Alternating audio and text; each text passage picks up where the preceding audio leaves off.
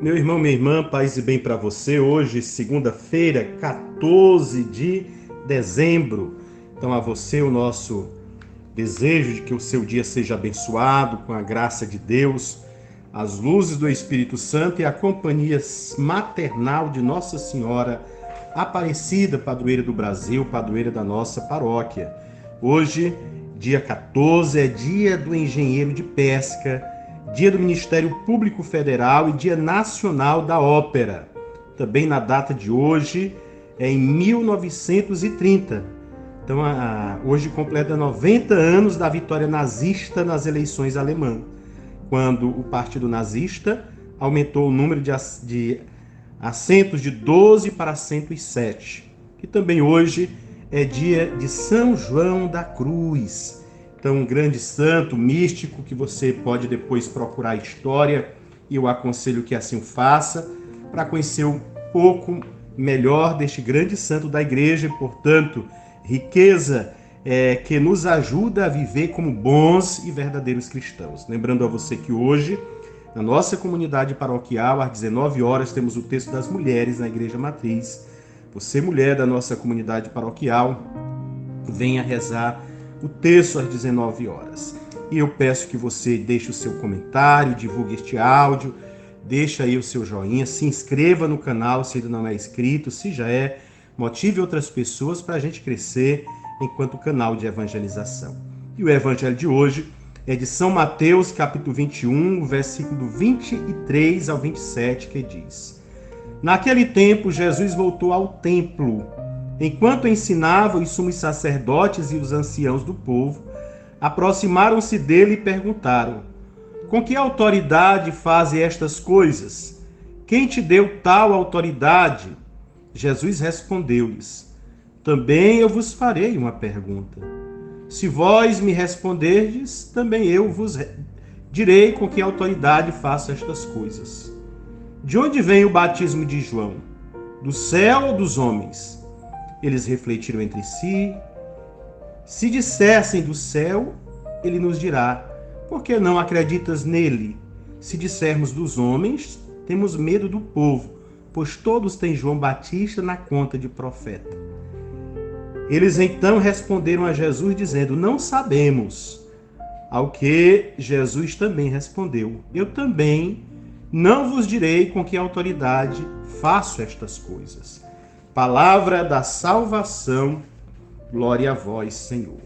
Meu irmão, minha irmã, podemos começar esta reflexão de hoje, partilha da palavra, nos perguntando o que é que motiva os nossos questionamentos, as nossas perguntas, ao nos aproximarmos do Senhor. Jesus havia acabado de ensinar os seus discípulos sobre a fé e, a partir da imagem da figueira estéril, lá do capítulo 18 ao 22 de Mateus. Então retorna ao templo e lá ensina.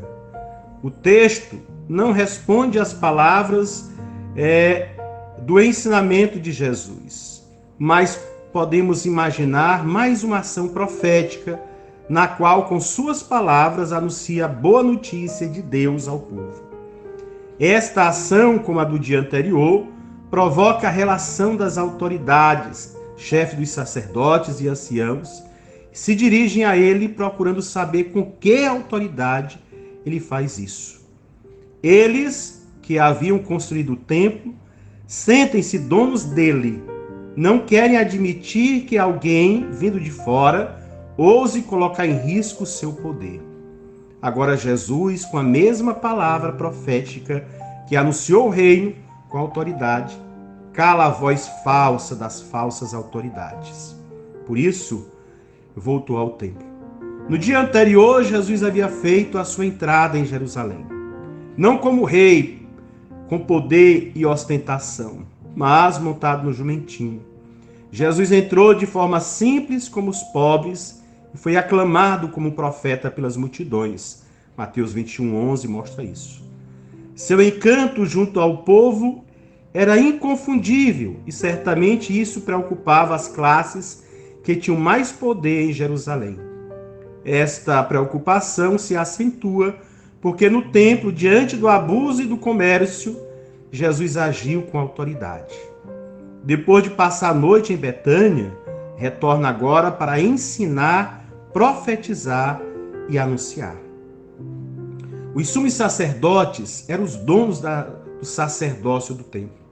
Era uma casta de menos de 200 famílias que haviam adquirido o controle do lugar e mantinham um poder quase absoluto diante do povo, já que eram os legítimos mediadores entre eles e Deus.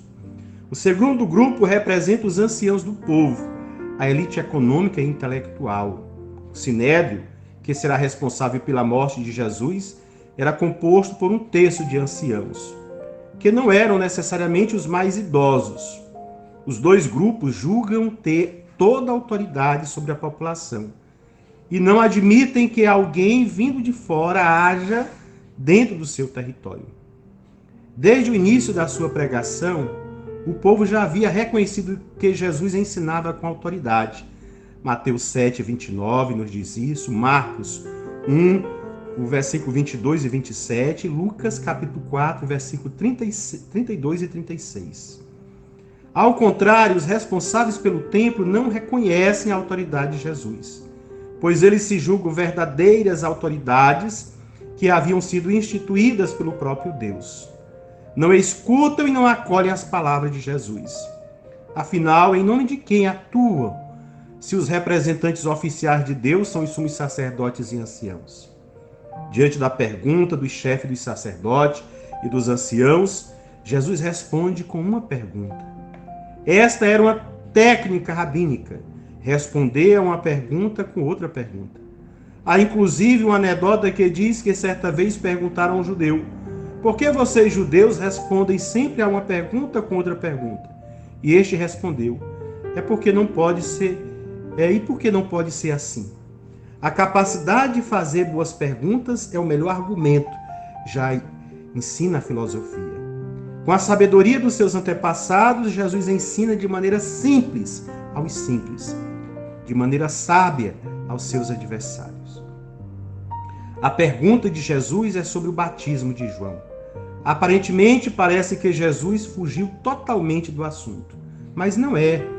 É como se Jesus lhes dissesse: se vocês não sabem se situar diante de João Batista, é inútil querer me fazer perguntas. Se eles não reconhecem o precursor, como poderão reconhecer o enviado? Aquele que João anuncia lhe prepara o caminho. Assim, Jesus mostra que as autoridades que julgam ser, na verdade, não sabem do plano salvífico de Deus para o povo. Não é a resposta de quem sabe, não sabe, mas de quem não quer responder dos adversários de Jesus. Se responderem que o batismo de João é válido, deveriam também eles converter-se e mudar de vida. Com isso, reconheceriam a autoridade de João, mas também a de Jesus. No entanto, se dissessem que não, que João é um falso profeta, o povo se revoltaria contra eles. Então preferem se calar. Escolhem o silêncio, que é um cúmplice de seu modo de agir. Com a autoridade da sua palavra, Jesus calou a falsa autoridade daqueles que não tiveram palavras para defender-se, e encerra a discussão. Jesus agiu com a autoridade da sua palavra ao calar a voz daqueles que não tinham autoridade e não quiseram reconhecer os enviados de Deus. O Evangelho, portanto, nos convida a termos a mesma atitude das multidões que não duvidaram das palavras de Jesus, mas reconheceram o seu ensinamento como quem tem autoridade. Temos um compromisso com Jesus e com a palavra que ele nos revelou. Esta palavra profética que continua denunciando as falsas autoridades e os falsos templos. Ao mesmo tempo, a palavra de Jesus continua sendo a boa nova, pregada com autoridade que traz a alegria e a boa notícia a todos que, como verdadeiros discípulos, se aproximam para ouvi-la e colocá-la em prática. Que assim nós façamos e, fazendo desta forma, nós deixemos que Deus seja tudo em cada um de nós e nós sejamos, portanto, todos de Deus, repletos do Espírito Santo e ecoando, fazendo ecoar, como João Batista, em nós, a voz que é a palavra do Senhor que nos ensina, nos mostra o caminho e nos tira de todas as dúvidas e inquietações. Que seu dia seja abençoado, meu irmão, minha irmã, E lembrando a você a ter uma vida de oração. Vida de oração que significa também cuidado com a sua saúde e com seus irmãos. Use sempre máscara, evite lugares que tenha muitas pessoas, lave sempre bem as mãos com água e sabão e quando não for possível usar água e sabão, use o álcool em gel. Mas cuide da sua saúde e da dos seus irmãos. Tenha um dia abençoado e que este Deus que nos quer saudáveis esteja sempre abençoando você em nome do Pai, do Filho e do Espírito Santo. Amém.